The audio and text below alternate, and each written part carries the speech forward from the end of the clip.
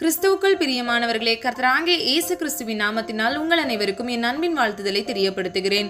கர்த்தர் இன்று உங்களுக்காக கொடுக்கும் அற்புதமான வசனம் என்ன என்பதை குறித்து நம்ம பார்க்க போகிறோம்.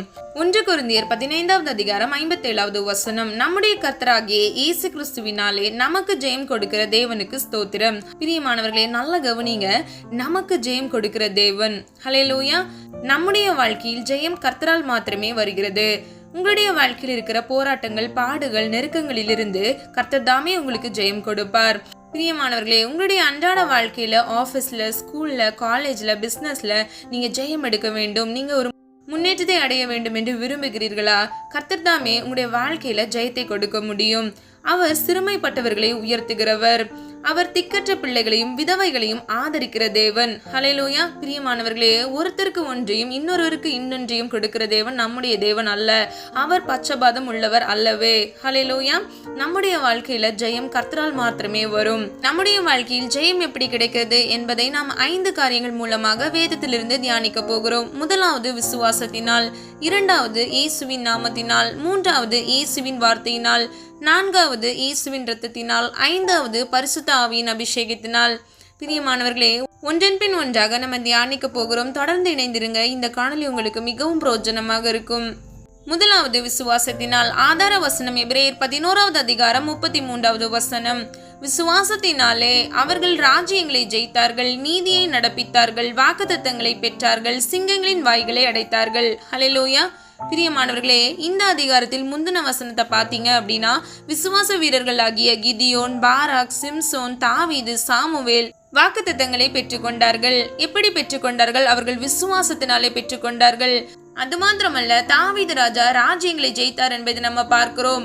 நாம் நீதியை நடப்பிப்போம். விசுவாசத்தோடு இருக்கும் பொழுது நாம் ஒவ்வொருவரும் கர்த்தராலே நமக்கு கொடுக்கப்பட்ட வாக்குத்தத்தங்களை பெற்றுக்கொள்கிறவர்களாய் இருக்கிறோம். ஹல்லேலூயா. அது மாத்திரமல்ல, சிங்கங்களின் வாய்களை கூட விசுவாசத்தினாலே அவர்கள் அடைத்தார்கள் என்பதை நம்ம பார்க்கிறோம். பிரியமானவர்களே, 1 யோவான் 5வது அதிகாரம் 4வது வசனத்தின்படி விசுவாசமே உலகத்தை ஜெயிக்கிற ஜெயமாய் இருக்கிறது. நம்முடைய இந்த உலக வாழ்க்கையில நாம் ஜெயத்தை பெற்றுக்கொள்ள வேண்டும் என்றால் விசுவாசத்தோடு இருக்க வேண்டும். இந்த உலக ஓட்டத்தை நாம் ஓடி முடிப்பதற்கு நமக்குள் இருக்க வேண்டியது விசுவாசம். இந்த விசுவாசம் நமக்குள் இருக்கும் பொழுது நாம் ஒவ்வொருவரும் கிறிஸ்துவாலே ஜெயம் பெற்றவர்களாய் இருக்கிறோம். ஹல்லேலூயா. இரண்டாவதாக இயேசுவின் நாமத்தினால். ஆதார வசனம் அப்போஸ்தலர் 3வது அதிகாரம் 6வது வசனம்.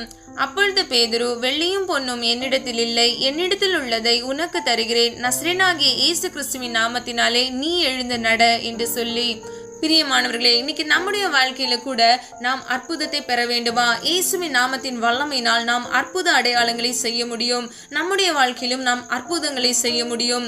சீஷர்கள் இயேசுவின் நாமத்தினால் அசுத்த ஆவிகளை துரத்தினார்கள் என்பதை நாம் மத்தேயு 7வது அதிகாரம் 22வது வசனத்தில் பார்க்கிறோம். அப்போஸ்தலர் 3வது அதிகாரம் 6வது வசனத்தின்படி பேதுரு அவரிடத்தில் இருக்கிற அந்த வல்லமையை, அந்த அற்புதம் செய்யும் சக்தியை, அது நிமித்தமாக அவருக்கு விடுதலை கொடுத்ததை பார்க்கிறோம். ஹல்லேலூயா. பிரியமானவர்களே, நம்முடைய தேவன் பட்சபாதம் உள்ளவர் அல்லவே. பேதுருவின் தேவன் தான் நம்முடைய தேவன். நம்முடைய வாழ்க்கையிலும் நாம் அற்புதங்கள் பெறுவதற்கும், நம் மூலமாக அற்புத அடையாளங்களை செய்வதற்கும் நம்மிடத்தில் இருக்க தேவையானது விசுவாசமே. பிரியமானவர்களே, நீங்கள் உங்களுடைய வாழ்க்கையில விடுதலை பெற்றுக்கொள்ள, ஜெயம் பெற்றுக்கொள்ள 100க்கு 100 கர்த்தரை மாத்திரமே சார்ந்து அவரை மாத்திரமே நீங்கள் விசுவாசிக்க வேண்டும். ஒருவேளை நீங்க 98% நீங்க விசுவாசித்து 2% நீங்க டவுட்டா இருந்தீங்க, டபுள் மைண்டா இருந்தீங்க அப்படின்னா உங்களுடைய வாழ்க்கையில அற்புதம் நடக்கவே நடக்காது. பிரியமானவர்களே, இயேசு கிறிஸ்து அவிசுவாசமான மனிதர்கள் முன்பு அற்புதங்களை செய்யவில்லை என்பதை நாம் மத்தேயு சுவிசேஷத்தில் பார்க்கிறோம். இன்னைக்கு நீங்களும் நானும் கூட நம்முடைய வாழ்க்கையில ஒரு வெற்றியை சுதந்திரித்துக் கொள்ள, நாம் நம்முடைய வாழ்க்கையில் தோல்வியிலிருந்து விடுதலை பெற நாம் 100க்கு 100 கர்த்தராகிய தேவனை மாத்திரமே விசுவாசிக்க வேண்டும். அவருடைய நாமத்தை பயன்படுத்தி நாம் வெற்றியை சுதந்திரித்துக் கொள்ள வேண்டும். ஹல்லேலூயா. மூன்றாவதாக இயேசுவின் வார்த்தையினால். ஆதார வசனம் வெளிப்படுத்தல் 19வது அதிகாரம் 13வது வசனம். இரத்தத்தால் தோய்க்கப்பட்ட வஸ்திரத்தை தரித்திருந்தார், அவருடைய நாமம் தேவனுடைய வார்த்தை என்பதே. பிரியமானவர்களே, அவருடைய நாமம் தேவனுடைய வார்த்தை என்பதே. ஹல்லேலூயா. வார்த்தையில் ஜீவன் இருக்கிறது. இந்த வேத வசனங்களில் உள்ள எல்லா வார்த்தைகளிலும் ஜீவன் இருக்கிறது. அது மாத்திரமல்ல, நம்முடைய வார்த்தையில் கூட ஜீவன் இருக்கிறது. ஆதாமை நீங்க எடுத்துக்கிட்டீங்கன்னா அவரை சிருஷ்டித்த பின் தேவனாகிய கர்த்தர் அவருக்கு எல்லா மிருகங்களுக்கும் எல்லா தாவரங்களுக்கும் பெயர் வைக்கும்படி அதிகாரத்தை கொடுத்தார். அந்த வார்த்தையில் வல்லமை இருந்தது. அவர் என்னென்ன பெயர் வைத்தாரோ இன்று வரை அந்த பெயரை தான் நான் பயன்படுத்தி கொண்டிருக்கிறோம். பிரியமானவர்களே, நம்முடைய வார்த்தையினால அவருடைய நாமத்தை பயன்படுத்தி நாம் பிசாசுகளை துரத்துகிறவர்களா இருக்கிறோம். ஹல்லேலூயா.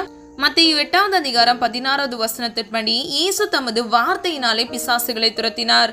அது மாத்திரமல்ல, வார்த்தையினால் சர்வத்தையும் தேவன் சிருஷ்டித்தார். இதை நாம் எபிரேயர் 1வது அதிகாரம் 3வது வசனத்தில் பார்க்கிறோம். பிரியமானவர்களே, ஆதாம் ஏவாள் பாவம் செய்து தேவ மகிமை அற்றவர்களானார்கள். அதனால் தான் கர்த்தராகிய இயேசு நமக்காக அவருடைய சொந்த ஜீவனையும் பாராமல் சிலுவையில் நமக்காக பாடுகளை அனுபவித்தார்.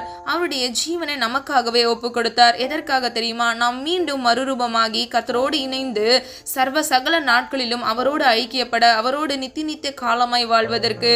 ஹல்லேலூயா. நாலாவதாக, இயேசுவின் இரத்தத்தினால். வெளிப்படுத்தல் விசேஷம் 12வது அதிகாரம் 11வது வசனம். மரணம் நேரிடுகிறதா இருந்தாலும் அதற்கு தப்பும்படி தங்கள் ஜீவனையும் பாராமல் ஆட்டுக்குட்டியின் இரத்தத்தினாலும் தங்கள் சாட்சியின் வசனத்தினாலும் அவனை ஜெயித்தார்கள். ஹல்லேலூயா. பிரியமானவர்களே, அவனை ஜெயித்தார்கள். அவன் யார்? சாத்தான். சாத்தானை நாம் ஜெயிக்க முடியும். எப்படி? ஆட்டுக்குட்டியின் இரத்தம், கர்த்தராகிய இயேசு கிறிஸ்துவின் இரத்தத்தின் வல்லமையினால் நாம் சாத்தானை ஜெயிக்க முடியும்.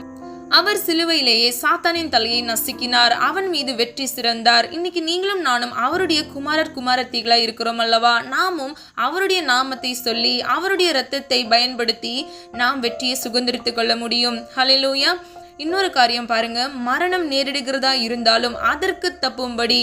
பிரியமானவர்களே, நம்முடைய வாழ்க்கையில ஒரு சில பேருக்கு மரணத்துக்கு நேராக கூட பிரச்சனைகள் வரலாம். கடைசி கட்டத்துல கூட நீங்க என்ன செய்யணும்? விசுவாசிக்க வேண்டும். அவருடைய இரத்தத்தையும் அவருடைய நாமத்தையும் நீங்கள் உபயோகப்படுத்தி நீங்கள் வெற்றியை சுதந்திரித்துக் கொள்ள முடியும். ஹல்லேலூயா.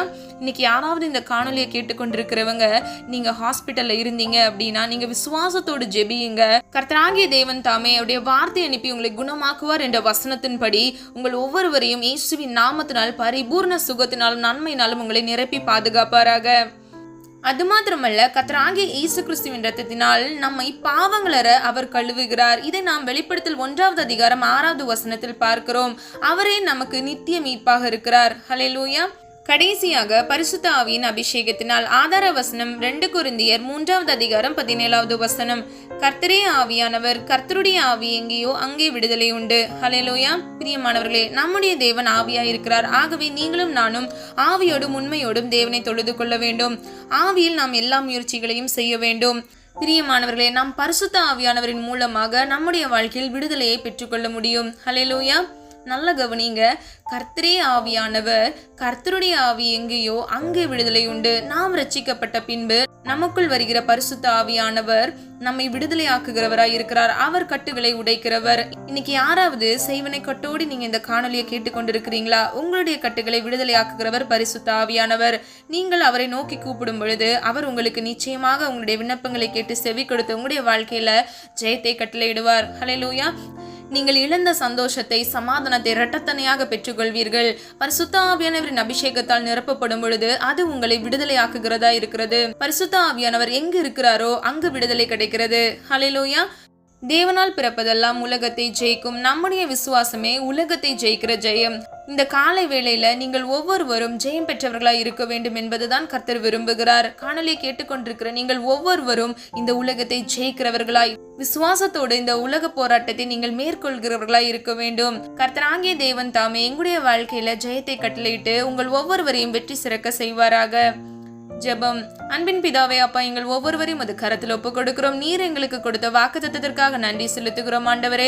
அப்பா, நீர் எங்களுடைய வாழ்க்கையில ஜெயம் கொடுக்கிற தேவனாக இருக்கிறீர் ஆண்டவரே. உங்களுடைய ரத்தத்தினால் ஒரு வல்லமை இருக்கிறதுப்பா. உங்களுடைய நாமத்தில் ஒரு வல்லமை இருக்கிறது ஆண்டவரே. அப்பா, விசுவாசமே உலகத்தை ஜெயிக்கிற ஜெயம் என்று சொன்னீங்க ஆண்டவரே. இந்த காணொலியை கேட்டுக்கொண்டிருக்கிற ஒவ்வொரு பிள்ளைகளுடைய வாழ்க்கையில் இருக்கிற எல்லா தரித்திரங்கள் ஆண்டவரே, எல்லா பாரங்கள், நஷ்டங்கள், பாடுகள், போராட்டங்கள் ஆண்டவரே, அப்பா, அவர்கள் எதிர்பார்த்துட்டு இருக்கக்கூடிய எல்லா உயர்வுகள், எல்லா ஜெயங்கள் ஆண்டவரே இயேசுவின் நாமத்தினால் பிள்ளைகளுக்கு கட்டளையிடுங்க தகப்பனே.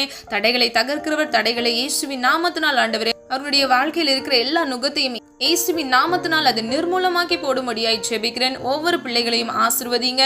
உம்முடைய இரத்தத்தினால் மீட்கப்பட்ட உம்முடைய பிள்ளைகளை அப்பா நித்திய மகிழ்ச்சி பேரின்பத்திற்கு அப்பா நீர் அழைத்து செல்ல கர்த்ததாமே ஒவ்வொரு பிள்ளைகளையும் தகுதிப்படுத்துங்க. குணமாக்குகிற தழும்புகளால் ஆண்டவரே அப்பா சோர்வோடு சரீர பலவீனத்தோடு இருக்கிற ஒவ்வொரு பிள்ளைகளையும் அப்பா இயேசுவின் நாமத்தினால் பரிபூரண நன்மையினாலும் ஆண்டவரே சுகப்படுத்துவீராக தகப்பனே. இயேசுவின் தழும்புகளால் ஒரு சுகத்தை கட்டளையிடுவீராக அப்பா. சர்வத்தையும் நீர் சிருஷ்டித்தீர் ஆண்டவரே, உம்முடைய வார்த்தையால் சிருஷ்டித்தீர் ஆண்டவரே. உம்மால் கூடாத காரியம் ஒன்றுமில்லை ராஜா. சகலமும் உம்மாலே உம்மண்டையில் அப்பா உருவாக்கப்பட்டிருக்கிறது தகப்பனே. வேண்டிய காரியங்களை உம்முடைய பிள்ளைகளுக்கு கட்டளையிடுங்க. ஆட்டுக்குட்டியின் இரத்தத்தினாலும் சாட்சியின் வசனத்தினாலும் சாத்தானை ஜெயித்தார்கள் என்ற வசனத்தின்படி ஒவ்வொரு பிள்ளைகளின் வாழ்க்கையில் இருக்கிற எல்லா அந்தகார கட்டுகள் கிரியைகள் சத்துருக்களின் தந்திரங்களை இயேசுவின் நாமத்தால் நிர்மூலமாக்கி ஜெபிக்கிறேன். ஒவ்வொரு பிள்ளைகளையும் ஆசீர்வதிங்க. பிள்ளைகளை வேலி அடைத்து இரத்த கோட்டைகள் மூடி மறைத்து பாதுகாத்துக் கொள்ளுங்க. இந்த நாள் முழுவதிலும் ஆண்டவரை கண்மணி போல் பாதுகாத்திட்டு அதற்காக நன்றி செலுத்துகிறோம். புதிய நாளை கர்த்தருடைய கரத்தில் ஒப்புக் கொடுக்கிறோம். எல்லா தேவைகளையும் சந்தித்து பரிபூர்ண நன்மையினாலும் ஆசீர்வாதத்தினாலும் பிள்ளைகளை நிரப்புங்க, பாதுகாத்துக் கொள்ளுங்க, வழிநடத்துங்க. உடைய நாம மாத்திரம் மகிமைப்படுவதாக. இயேசு கிறிஸ்து மூலம் ஜெபிக்கிறோம் பிதாவே, ஆமேன். கர்த்தராகிய தேவன் தாமே எங்களுடைய வாழ்க்கையை வெளிச்சமாய் மாற்றி நீங்கள் ஒவ்வொருவரும் ஜெயத்தை பெற்றுக்கொள்ள உங்களுக்கு கிருபை செய்து ஆசீர்வதித்து பாதுகாப்பாராக. God bless you. பிரியமானவர்களே, இந்த வீடியோ உங்களுக்கு பிடிச்சிருந்துச்சுன்னா லைக் பண்ணுங்க, சப்ஸ்கிரைப் பண்ணுங்க, பெல் ஐக்கான் கிளிக் பண்ணுங்க.